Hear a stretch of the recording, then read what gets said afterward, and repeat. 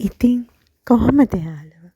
ඔන්න ආයුබෝවන් ආයුෂ බොහෝ වේවා කියලා මගේ යාළුවෝ හැමෝම මං අදත් පිළිගන්නවා මගේ නාරි YouTube channel එකට. ඉතින් යාළුවනේ ටික කාලෙකට පස්සේ ඔන්න මං ඔයගොල්ලන්ට මම අද අරගෙන ආවා මම මෙච්චර කල් අරන් ආපු ලග්න පලාපල කොටසේ තවත් එක වීඩියෝ එකක්.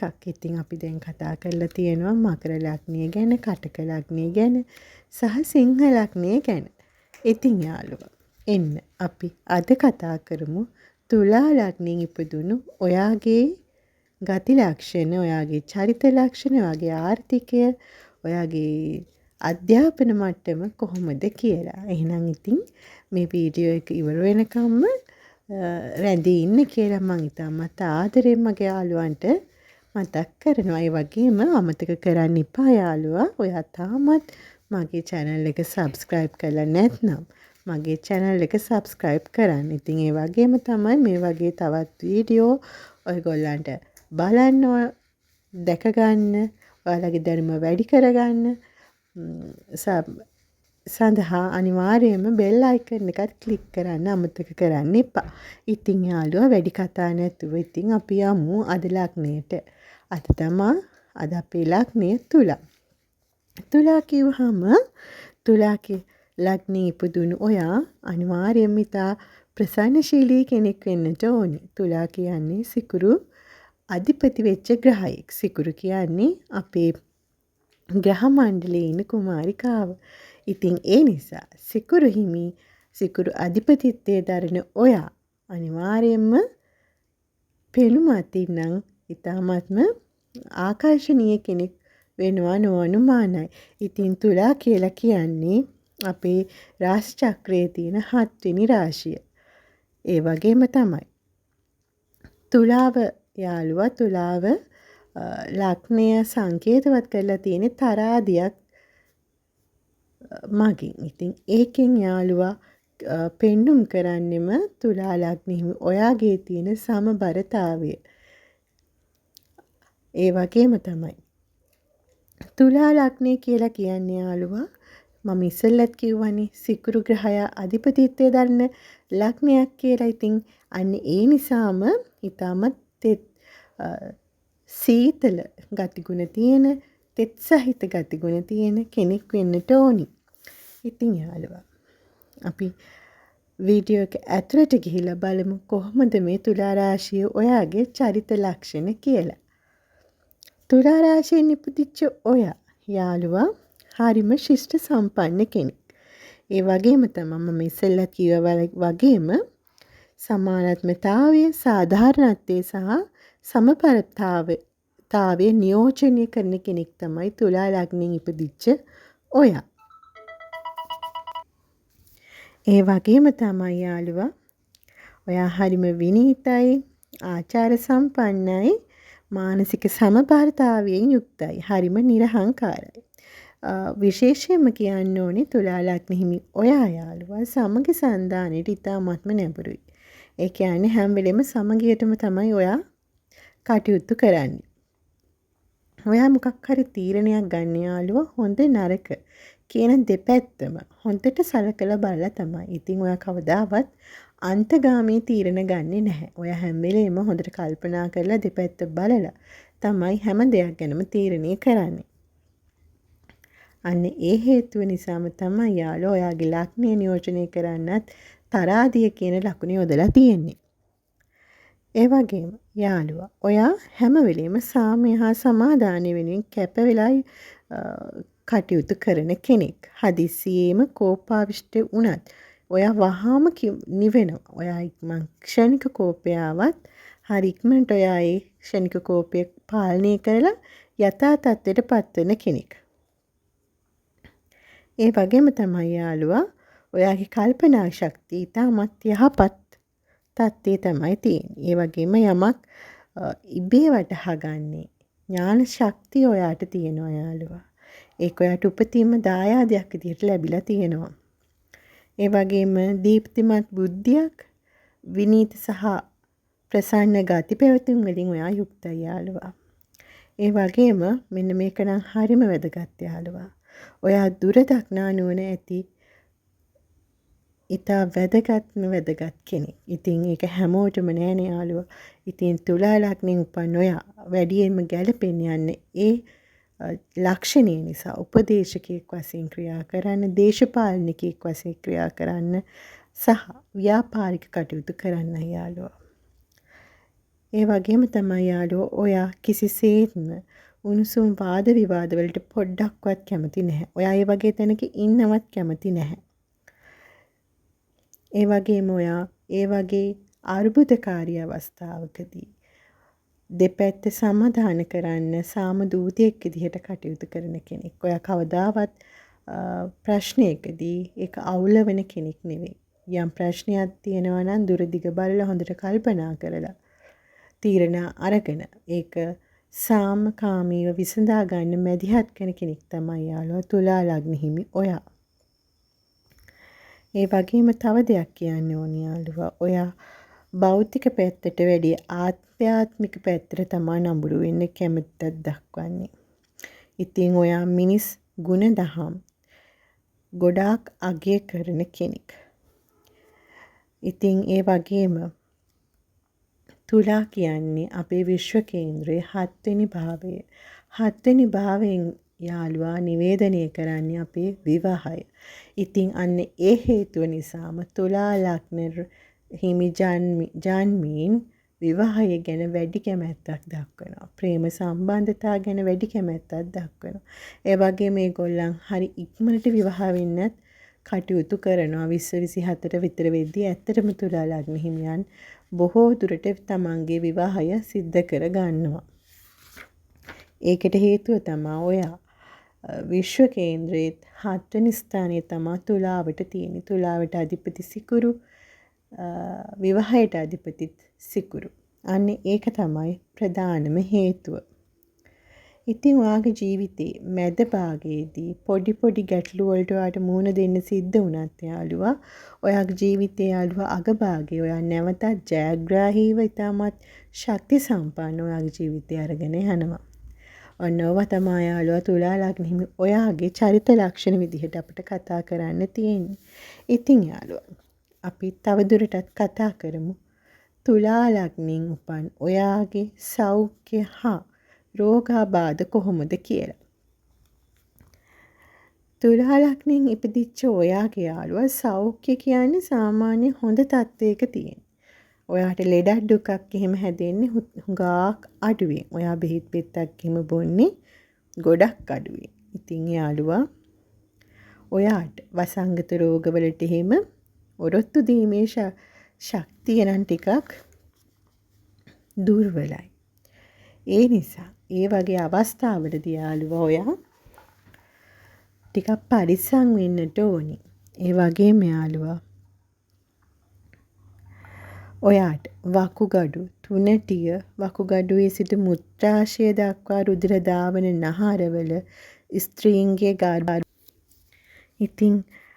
ස්ත්‍රීන්ගේ ගර්භාෂය නියෝජනය කරන්නේ තුලා රාශිය නිසා. තුලා රාශිය යන්නේ ඔයාගේ රාශිය දුර්වල වෙන අවස්ථාවක, ඔයාගේ ලග්නේ දුර්වල වෙන අවස්ථාවක ඔයාට ශරීරයේ යන්නේ ඒ අංගවල යම් රෝග මතුවෙන්නට පුළුවන්. ඒවා ගැන ඔයා පරිස්සම් වෙන්නට ඕනි.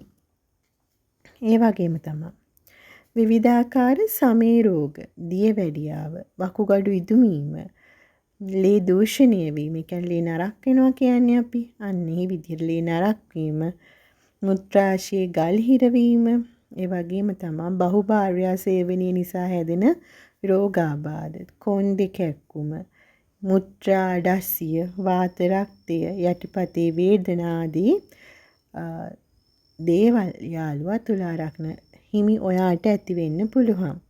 ඉතින් යාළුවා මේ රෝග ගැන ඔයා පොඩ්ඩක් අවධානය යොමු කරලා ඉන්න. මොකද තුලා ලග්න හිමියන් කියන්නේ ගොඩාක් රෝගාබාධ වලට ඔරොත්තු දෙන කෙනෙක් වුණත් ඔයාට ඔය වගේ රෝගාබාධයක් ඇති වෙන්න පුළුවන්. ඔයාගේ හඳහනේ තියෙන පිහිටීම් අනුව. ඉතින් තුලා ලග්නය දුර්වලලා තිබුණොත් ඔය වගේ රෝගාබාධ ඇති වෙන්න පුළුවන්. ඉතින් මේ රෝගාබාධ වලින් ඔයාට බේරෙන්න සමපර ආහාර පාන ගන්න පුළුවන්. සෑහෙන තරම් පිරිසිදු වාතාශ්‍රය ලබා ගන්න, සැහැල්ලු ව්‍යායාමවල යෙදෙන්න, ඒ වගේම දියර සහිත ආහාර වැඩිපුර ගන්නත් අමතක කරන්න එපා. අන්න එහෙම කරලා ඔයාගේ සෞඛ්‍ය තත්ත්වය යහපත්ව පවත්වාගෙන යන්න පුළුවන් යාළුවා. ඉතින් අපි දැන් මේ කතා කරේ යාළුවා තුලා ලග්න හිමියාගේ සෞඛ්‍ය තත්ත්වය ගැන. දැන් අපි කතා කරමු තුලා ලග්න හිමි ඔයාගේ ගෘහ ජීවිතය ගැන. ඉතින් යාළුවා මම ඉස්සෙල්ලාම කිව්වනේ වාගේ චරිත ලක්ෂණ කියනකොට තුලා ලග්න හිමි ඔයා විවාහයට හරි ඉක්මනට පැමිණෙන කෙනෙක් කියලා, ඒ වගේම ආදරේ විවාහය කියන දේවල් ගැන වැඩි අවධානයක් තියෙන කෙනෙක් කියලා. ඉතින් ඒකත් මතක තියාගෙනම අපි ඉස්සරහට බලමු මොකද්ද මේ ඔයාගේ ගෘහ ජීවිතය ගැන අපිට කියන්න පුළුවන් කාරණා කියලා. ඉතින් යාළුවා තුලා ලග්න හිමියන් කියන්නේ හැම වෙලේම සාමය සහ සමාධානය අගය කරන කොට්ටාසියක් නිසා ඒගොල්ලන්ගේ ගෘහ ජීවිතය කියලා කියන්නේ නම් බොහෝ විට සාමකාමී වාතාවරණයකින් යුක්ත තැනක්. මේ වගේම යාළුවා තුලා ලග්න හිමි ඔයා ගෙදර අලංකාර ලෙස තියාගන්න දැඩි රුචිකත්වයක් දක්වන. ඒ වගේම විසිතුරු භාණ්ඩ මිලදී ගන්න, විවිධ අරුමෝසම් බඩු වලින් ගේ සරසන්න ඉතාමත්ම මහන්සි වෙන කෙනෙක්. ඒ වගේම තමයි යාළුවා පවුලේ හැමෝටම සමසේ එක වගේම ආදරේ කරුණාව ඔයා ලබා දෙන කෙනෙක්. ඒ වගේම තුලා ලග්න හිමි ඔයාට විවාහ සහකරු සහ සහකාරිය වශයෙන් උත් ඉතාමත්ම හොඳ තැනක් ලැබෙනවා. ඇයිද කිව්වත් ඔයා යාළුවා තමන්ගේ ජීවිත සහකාරිය හෝ සහකරු සතුටු කරන්න පුළුවන් අවශ්‍ය කරන ඔක්කොම උපක්‍රම ඔයා දන්න කෙනෙක් හින්දා. ඉතින් කේන්දරයේ 2, 7 සහ 11 කියන භාවයන් කේන්දර හිමියාගේ ජීවිත සහකරු සහ සහකාරිය නිවේදනය කරන භාවයන්. ඉතින් තුලා ලග්න හිමියන් එකී භාවයන් කුජ සහ රවි යන ග්‍රහයන්ට අයත් වෙන හේයින් ඒ අනුව ජීවන සහකාරිය හෝ සහකරුගේ චරිතයේ තද පරුෂ බවක් තමා දක්නට ලැබෙන්නේ. ඒ වගේ තත්ත්වයක් ඇති වෙච්ච කල්හි උපායශීලීව ක්‍රියා කිරීමෙන් ගෙදර සාම ඔයාට පවත්වා ගන්න පුළුවන්. ඒ වගේම තමයි යාළුවා ඔයාට තව කරන්න විවාහ වෙනකොට මේ තත්ත්වය මගහර ගන්න ඔයාට ගැළපෙන ලග්නයක් තියෙන කෙනෙක් එක්ක විවාහ වීම ඉතාමත්ම යෝග්‍යයි. ඉතින් එතකොට මිථුන කුම්භ කියන ලග්නයකින් උපත ලද කෙනෙක් ඔයාගේ විවාහයට හොයා ගන්නවා නම් යාළුවා ඔයාට විවාහ ජීවිතයේ තියෙන යම් යම් ප්‍රශ්නකාරී ගැටලු වලින් නිදහසේ බේරෙන්න පුළුවන්. ඉතින් ඔන්න දැන් අපි ගෘහ ජීවිතයේ සෞඛ්‍ය හා රෝගාබාධ ගැන කතා කරා. දැන් ඉතරලා තියෙන යාළුවා රැකියාව සහ ධන සම්පත් ගැන කතා කරන්න. ඉතින් අපි බලමු තුලා ලග්න හිමි ඔයා කොහොමද ඔයාගේ රැකියාව සහ ධන සම්පත් ගැන කියලා කියවෙන්නේ කියලා. ඉතින් යාළුවා ව්‍යාපාරික ලෝකයේ භාවිතා කරන තරාදිය තමයි තුලා රාශියේ සංකේතය වෙලා තියෙන්නේ. ඒ සංකේතයෙන් අදහස් කරන්නේ මානසික සමබරතාවය පමණක්ම නෙවෙයි. ඉතින් වාණිජ්‍ය ව්‍යාපාරයන්ට ඇති නම්‍යතාවයත් එහින් අදහස් කරනවා. ඒ කියන්නේ තුලා ලග්න හිමි ඔයා කියන්නේ යාළුවා ගොඩක් ව්‍යාපාර කටයුතු වලට කැමති කෙනෙක්. ඉතින් හවුල් ව්‍යාපාරය එහෙම කරන්න ඕන ඔයා ගොඩක් සුදුසු කෙනෙක්. ඒ වගේම ව්‍යාපාර ආරම්භ කරලා පවත්වාගෙන යෑමෙන් ඔයාට යාළුවා විශාල ධනයක් උපයා ගන්නත් හැකියාවක් තියෙනවා. ඉතින් රැකියාව හෝ වෘත්තිය අපි නියෝජනය කරන්නේ 10 වෙනි භාවයෙන් කියලා දන්නවනේ. ඒක ජල රාශියකින්ද තුලා ලග්න හිමි ඔයා යාළුවා දියර වර්ග යොදා ගැනීම කරන ව්‍යාපාර කිරි පළතුරු යුෂ සිසිල් බීම සුවඳ පෑන් තීන්ත සහ සායම් වර්ග ආශ්‍රිතව කරන ව්‍යාපාරය වගේම ශනිගේ දෘෂ්ටියත් ඔයාට ලැබිලා තියෙනවා. පෙට්‍රල් භූමි තෙල් සහ ඛනිජ ද්‍රව්‍ය ආදී නිදර්ශන වශයෙන් ඔයාට කියන්න පුළුවන් ඔයාගේ ව්‍යාපාර වලට තෝරගන්න දේවල් විදිහට. ඒ වගේම තමයි යාළුවා ප්‍රවාහන සේවා, ජල විදුලි ව්‍යාපාර, නැව් සංස්ථා, රසායනික ද්‍රව්‍ය ආදී මධ්‍යස්ථාන තනතුරු වලටත් තුලා රාශියෙන් ඉපදිච්ච ඔයා වඩාත් යෝග්‍ය වෙනවා. ඒ වගේම නීතිඥයින්, රාජතාන්ත්‍රික සේවකයින්, මහජන සම්බන්ධතා නිලධාරීන්, වෙළඳ සේවකයින්, පිළිගැනීමේ නිලධාරීන්, ගෘහ නිර්මාණ ශිල්පීන්, සංගීතඥයින් වශයෙන් තුලා රාශියෙන් යම්නීන්ට සතුටුදායක ලෙස එයාගේ රැකියාව කරගෙන යන්න හැකියාවක් තියෙනවා. ඉතින් මේ සඳහා ඔයගොල්ලෝ ඔය මොන දේ කරන්නත් ඒවට අවශ්‍ය කරන අධ්‍යාපන සුදුසුකම් මොනවද කියලා දැනගෙන ඒව හදාරන්නට ඕනි. ඉතින් ඔය රැකියාව පැත්තෙන් ගත්තාම ඇත්තටම දෙමව්පියෝ ගොඩක් නුවණක්කාර වෙන්න ඕනේ. තමන්ගේ දරුවාගේ හඳහන අපි උපන් දවසේ ඉඳන් බලනවානේ. අන්න ඒ වගේ අවස්ථාවක යාළුවා හඳහන බලලා මේ දරුවාට මොන පැත්තෙන් යන්නද මොන අංශයෙන් යන්නද වඩාත් හොඳ ග්‍රහ පිහිටීමක් පිටලා තියෙන කියලා බලලා අන්න ඒ පැත්තට ඒ දරුවාව උනන්දු කරන එක. එතකොට හොඳටම යාළුවා එක පිහිටනවා. ඉතින් ඒ වගේම තමයි යාළුවා තුලා ලග්න හිමි ඔයාගේ දෛනික කටයුතු සඳහා සතියේ සුබම දිනයක් තෝරා ගන්න එක ඉතාමත්ම හොඳයි. ඉතින් තුලා ලග්න හිමි ඔයාට සවුන්දා සහ ඉරිදා දවස් සුබයි ඕනම සුබ කටයුත්තක් සඳහා. ඒ වගේම සෙනසුරට අයත් සෙනසුරාදා කියන්නේත් ඔයාට සුබ දවසක්. ඉතින් ඒ වගේම තරඟ නඩු හබ ඡන්ද ව්‍යාපාර ආදී කටයුතු සඳහා ඔයාට අඟහරුවාදා කියන දවසේ ඉතාමත්ම යෝග්‍ය වෙනවා. ඒ වගේම දීර්ඝ සංචාර විදේශිකින් හා සමග පවත්වන සම්බන්ධතා සමාජ කටයුතු වගේ දේවල් සඳහා බදාදා දිනේ ඔයාට යොදා ගන්න පුළුවන්. ඉතින් ඔයාට යාළුවා බ්‍රහස්පතින්දා කියන්නේ නම් සුබ දිනයක් නෙවෙයි. අනේ බ්‍රහස්පතින්දා කියන දවසට යාළුවා ඔයාට අසල්වාසීන් සහ බාල සහෝදර සහෝදරයන් එක්ක ඔයාගේ ආරවුල් ගැටුම් ඇති වෙන්න පුළුවන්. ඉතින් යාළුවා වර්ණ භාවිතයේදී ඔයා මොකද කහ ඒ වගේම කොළ කියන වර්ණ අත්හරින්න ඕනි. මොකද ඒව එච්චරයට සුබඵල ලබා දෙන්නේ නැහැ.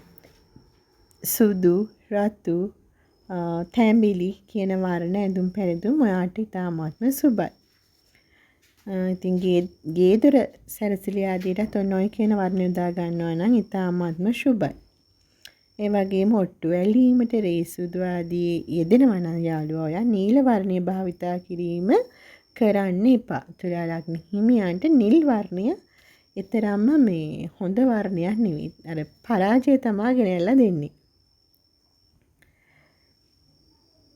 මොකද ඒ වර්ණේ හිමි වෙලා තියෙන යාළුවා ඔයාගේ මේ ශනි සෙනසුරු කියන ග්‍රහයාට.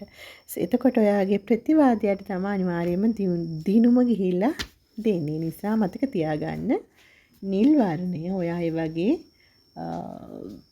ක්‍රීඩාවල යෙදෙනකොට භාවිතා කරන්නට එපා. ඒ වගේම ඔයාට 1 2 4 සහ 7 කියන ඉලක්කම් ජය අංක විදිහට හඳුන්වා දෙන්න පුළුවන්. එහෙනම් ඉතින් යාළුවා ඔයා තුලා ලග්න හිමි ඔයා. ඉතින් යාළුවා මම ඔය කිව්ව ඔයාට ඔයාගේ තුලා ලග්න හිමි ඔයාගේ තියෙන චරිත ලක්ෂණ, ගෘහ ජීවිතයේ අධ්‍යාපන තත්ත්වය වගේ කීමකී ඔයාගේ ජීවිතේ වැදගත් වෙන සියලුම තොරතුරු තමයි අපි මේ කතා කරේ. ඉතින් ඔයා හිතන්න මේ දේවල් මේ විදිහටම ඇත්තටම වෙනවා මේ ලග්නයේ පලාපල පොදුවේ. ඉතින් මීට වඩා වෙනස් තත්ත්වයක් ඇති වෙන්න පුළුවන් ඔයාගේ ලග්නය ඔයාගේ කේන්ද්‍රයේ පිහිටින ග්‍රහ පිහිටීම අනුව. ඉතින් ඒක ඔයාගේ ග්‍රහචාරය අනුව සුදුසු ජ්‍යොතිෂ වේදිකයෙක් ලවා පරීක්ෂා කරගෙන ඊට අවශ්‍ය කරන පිළියම් යොදා ගන්න කියලා ඉතාමත් ආදරයෙන් ඉල්ලනවා. ඉතින් යාළුවා ඉතින් මේ වීඩියෝ එක ඔයාලට වැදගත් වටිනවා කියලා හිතෙනවා නම් අනිවාර්යයෙන්ම ලයික් එකක් දාන්න, කමෙන්ට් එකක් කරන්න. එතකොට මේ වගේ තවත් වීඩියෝ වෙන අයටත් වැදගත් වෙන වීඩියෝ නිර්මාණය කරන්න මට ඒක ගොඩාක් පිටිවහල් වෙනවා. ඔයාගේ ලයික් එකක් හරිම වැදගත් වෙනවා. ඉතින් යාළුවා එහෙනම් අපි ආයෙත් අලුත් වීඩියෝ එකකින් අලුත් ලග්නයක් ගැන කතා කරන්න හම්බ වෙමු. එතකන් ඔයගොල්ලෝ ගා පරිස්සමින් ආදරෙන් ඉන්න කියලා ඉතාමත් ආදරෙන් ඉල්ලනවා. ඒ වගේම අමතක කරන්න එපා ඔයා මගේ channel එක subscribe කරලා නැත්නම් subscribe කරලා යන්න. තව දෙයක් තියෙනවා යාළුවා. ඔයාට මොකක් හරි ප්‍රශ්නයක් තියෙනවා නම් මේ වීඩියෝ එක ගැන වගේ කේන්ද්‍රය ගැන ඔයාට දැනගන්න දෙයක් තියෙනවා නම් මතක් කරලාම යටින් කමෙන්ට් එකක් දාන්න. මම අනිවාර්යයෙන්ම මට පුළුවන් වෙච්ච හැම වෙලාවකම ඔයගොල්ලන්ට හැකි උපරිම විදිහට ඒවට පිළිතුරු ලබා දෙන්න කටයුතු කරනවා. එහෙනම් ඉතින් මගේ ආදරණීය යාළුවා මං ගිහින් එන්නම්. ඔයාට සුබ දවසක්. තෙරුවන් සරණයි.